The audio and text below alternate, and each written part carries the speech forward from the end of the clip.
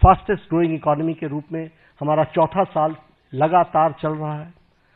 Per capita income has increased by 67%.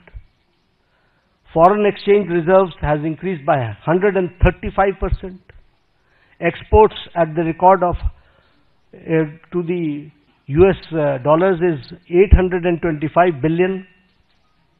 Gross FDI rise is 106%.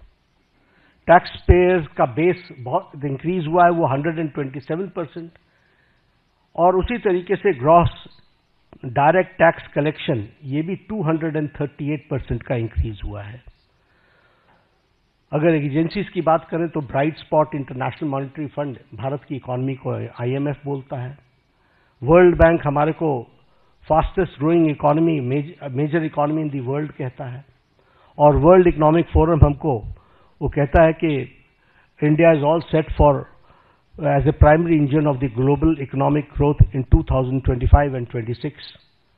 यानी सारी विपरीत परिस्थिति में भारत की इकोनॉमी सुदृढ़ और सक्षम तरीके से आगे बढ़ रही है, ये हमको ध्यान में रखना चाहिए।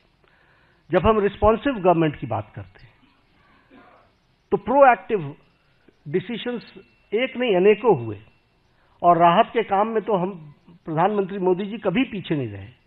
फिर चाहे बात ऑपरेशन गंगा की हो और सिटीजन्स को यूक्रेन से लाने की बात हो, प्रोएक्टिव होकर के किसी और देश ने अपने सिटीजन्स की चिंता नहीं की, लेकिन इंडिया ने, और इंडिया ही नहीं, इंडियंस के साथ साथ, इंडियन फ्लैग के साथ साथ कई दूसरे देश के लोग भी यूक्रेन से बाहर आए। तो यह एक पॉजिटिव नोट के साथ, उसी तरीके से हमारे वंदे भारत मिशन, जिसमें 67 लाख लोगों को कोविड के दौरान भारत वापस, स्वदेश भारत वापस लाने का काम हुआ है। ऑपरेशन देवी शक्ति में अफगानिस्तान से लोगों को वापस लाए। ऑपरेशन राहत में येमेन से हम लगभग 5,000 जो हमारे इंडियन सिटीजन्स थे उनको लेकर के आए, और उनके साथ साथ 41 नेशंस के जो दूसरे सिटीजन्स भी फंसे हुए थे उनको भी, मोर देन 1000 उनको भी निकाल करके लेकर के आए।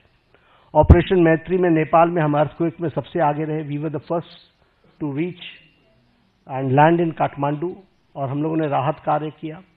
और अगर मैं ऑपरेशन वैक्सीन मैत्री की बात करूं तो ये बार बार मैं याद दिलाना चाहता हूं कि मोर देन 150 कंट्रीज में हमने वैक्सीन को पहुंचाया, और हमने कोशिश की कम से कम 48 कंट्रीज को तो फ्री वैक्सीन दी गई है, और ये वैक्सीन मैत्री में भी हम प्रोएक्टिव रहे।